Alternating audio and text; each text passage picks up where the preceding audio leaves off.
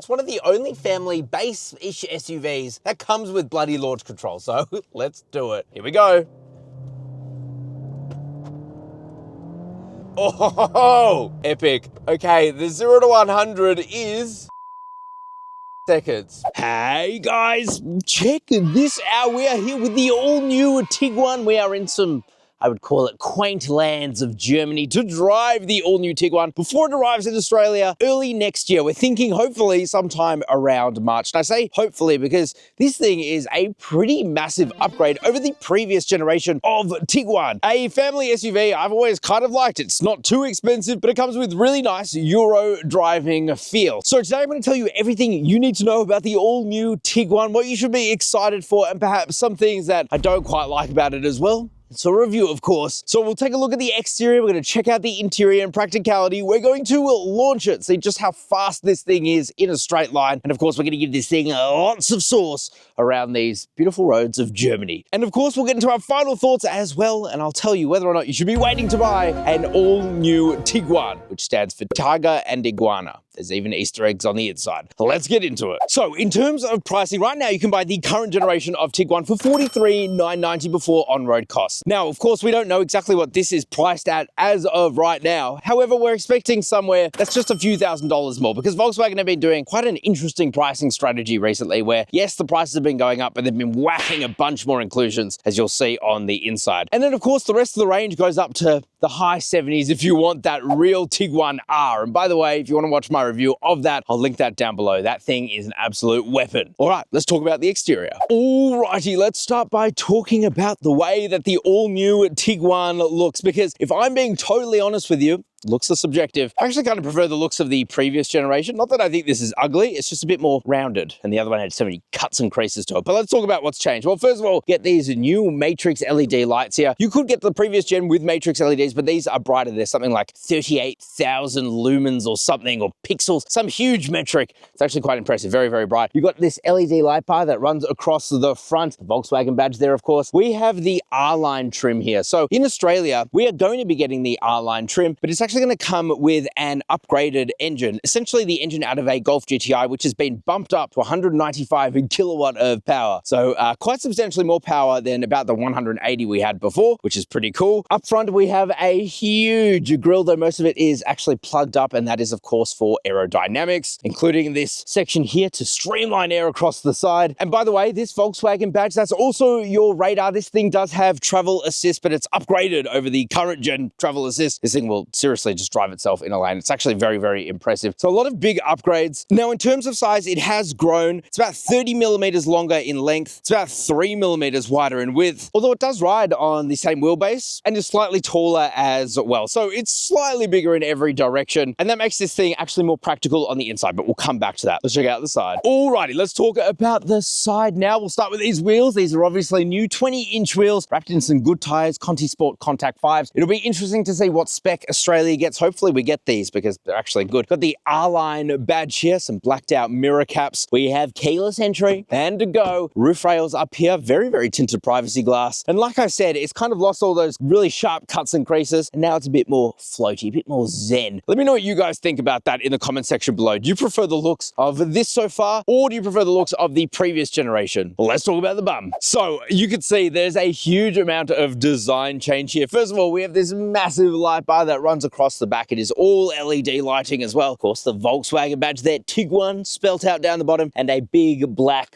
bumper. But otherwise, like I said, I do really like it. It's just, I don't know, maybe a little less aggressive than before, but let's talk about what it can fit inside of itself. Okay, so first of all, we have a powered tailgate. That's all very nice. Inside, you're going to see more boot space thanks to the length. So it's 652 litres now from 615 litres. Under here, we have no space savers spare, but it does look like there is space for even a full-size spare, so hopefully we can see that. Here in Germany as well, I love this. You press this, a little thing comes out. Very excited to see you. It's your tow hitch. That definitely wouldn't pass ADRs. Pull this down though, and you get a ton of room. It's genuinely quite impressive. All right, let's talk about the interior. Alrighty, let's talk about the interior now of the Tiguan, because frankly, this is by far the biggest change for the new generation of Tiguan. It is almost entirely different. Kind of familiar is this steering wheel. I mean, it's got that cool golf ball effect. We have physical buttons, which is always nice to see in a Volkswagen product. And of course, it is heated. Now, this interior is the R-Line trim. In Europe, they can get the R-Line trim with pretty much whatever engine they want. But in Australia, we're going to be getting this trim with the high-performance 195 TSI engine that you'd find in the Golf GTI, like I said. And that means that it does feel really quite luxury. You get these beautiful leather seats. They feel very, very nice with extending leg rests. They have massage function. Of course, spec needs to be finalized for Australia, but from what everything Volkswagen Australia is telling me, it's going to come fully loaded straight from Germany. We also have a very new center console, and I'm pointing this out because the gear selector is now here, and in the center is just a very clear and uncluttered area. Nice. You've got a shelf here. You can lift that up. You get dual wireless chargers, 2 USB-C ports. You've got what they call a smart dial here, and normally it's volume, but if you press it, it becomes your drive mode selector, which is cool. You've also got this really open storage area here where you can take out these little dividers, move them around, make them, I don't know, divide your cargo as much as you want, really. Of course, you have the classic Volkswagen,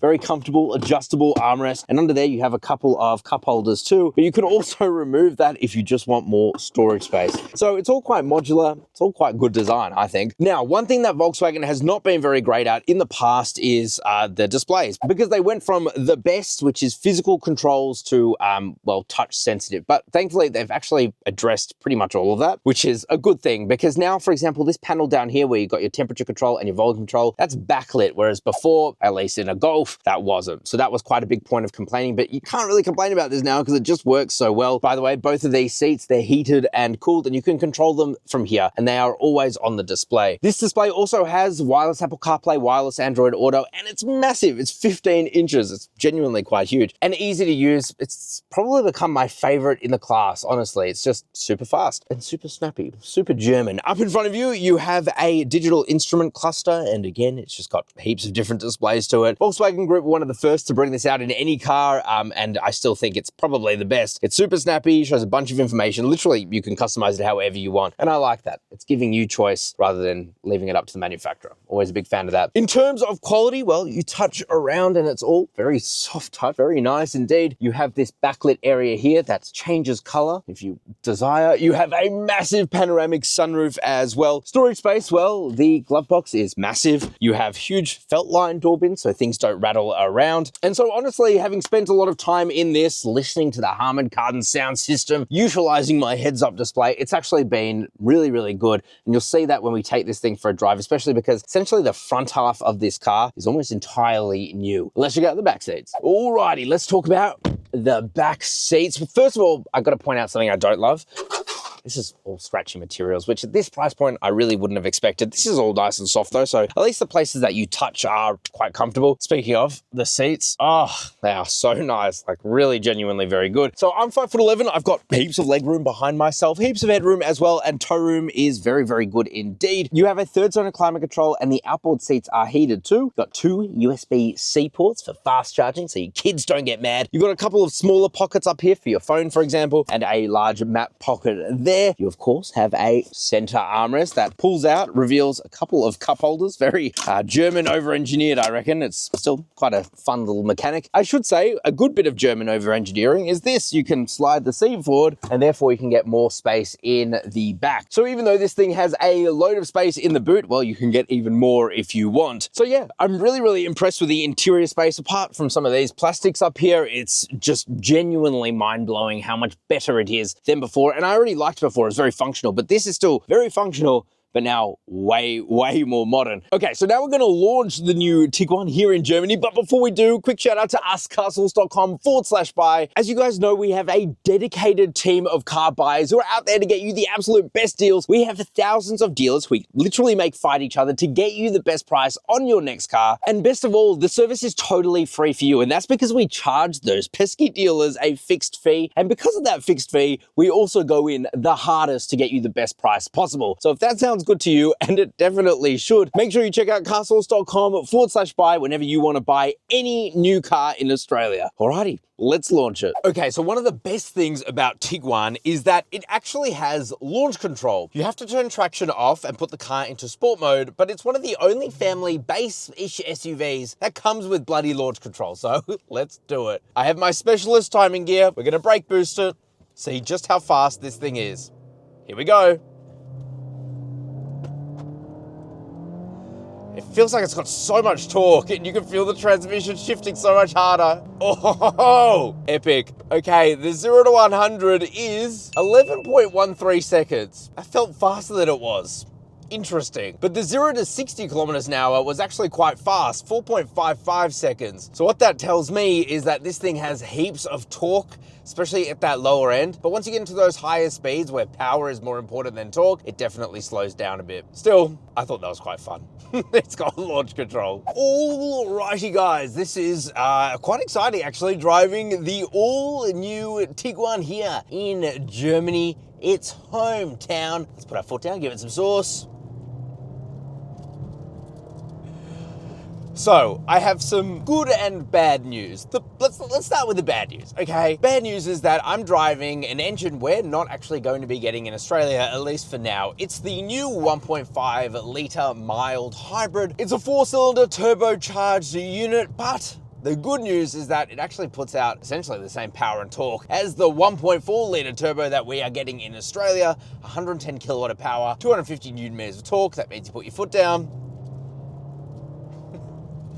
And as always, this thing has plenty of grunt. Honestly, more than enough. On paper, it doesn't sound like a huge amount, but actually in practice, it's very good. It's very good. For as long as I can remember, the Tiguan has always been that kind of not too expensive, but still Euro feel car to drive. And this just kind of takes it up a notch. And there's a few big reasons why this is actually way better than before. So first of all, it's built on a new MQB Evo platform. We've seen it across other reviews I've done here while in Germany. For example, with the Skoda Superb or the Skoda Kodiaq. And as a result, it's got a really light front end, like it's super duper darty. Because for all you nerdy people out there, the front subframe has essentially completely been replaced with fully aluminium parts. And so you really get this very premium platform that this is sitting on, and it's shared with cars like Audis. And that will always be the benefit of a Volkswagen product, is that they do just have that advantage. And you can tell, right, if we switch the car over into sport mode, take a corner, it just, I don't know, it handles so well. Especially for a car that doesn't have a front limited slip diff. It's an open diff, I don't know, it's just super comfy. But the other thing that this gains is 15 stage dampers. And it's something that we've seen now from Volkswagen for a while. I've come onto a terrible road right now, which is